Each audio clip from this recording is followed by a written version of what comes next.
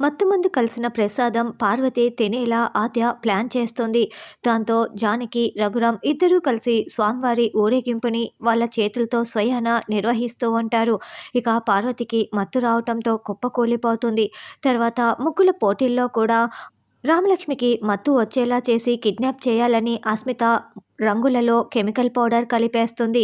అయితే ఆద్య వాళ్ళ రంగులన్నీ కూడా మెరిసిపోతూ కనిపిస్తూ ఉండటంతో, పిన్ని, ఆ మెరిసిపోతున్న రంగుల్ని మీరు తీసుకొని ముగ్గు వేయండి, మీరే గెలుస్తారు అని చారు సలహా ఇవ్వటంతో కెమికల్ కలిపిన రంగులని పద్మ, పార్వతి వేస్తూ వాళ్ళకి మత్తు వచ్చి సరిగ్గా కూడా కళ్ళు కనిపించక ముగ్గంతా తప్పులు తడకలుగా వేసేస్తారు. ఆద్య, రామలక్ష్మి ముగ్గుల పోటీల్లో గెలవటంతో వాళ్ళ పేర్లని కళ్యాణ మండపంకి పెడతామని చెప్తూ ఉంటే, వద్దండి, మా పెద్దనాన్న పెద్దమ్మ పేర్లు పెట్టండి, ఎందుకంటే వాళ్ళ చేతుల మీదుగానే ఎంతోమంది పెళ్ళిళ్ళు జరుగుతాయి, అందరూ సంతోషంగా ఉండాలంటే మా పెద్దమ్మ పెద్దనాన్నల పేర్లే పెట్టాలి అని ఆద్య చెప్తుంది.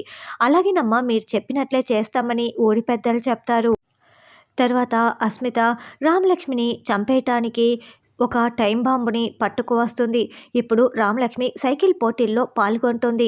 రామలక్ష్మి సైకిల్లో వెనుక మూట పెట్టుకొని ఆ పోటీల్లో పాల్గొంటుంది కదా, వెళ్ళండి, వెళ్ళి ఆ మూటలో ఇదిగో ఈ టైం బాంబుని పెట్టండి.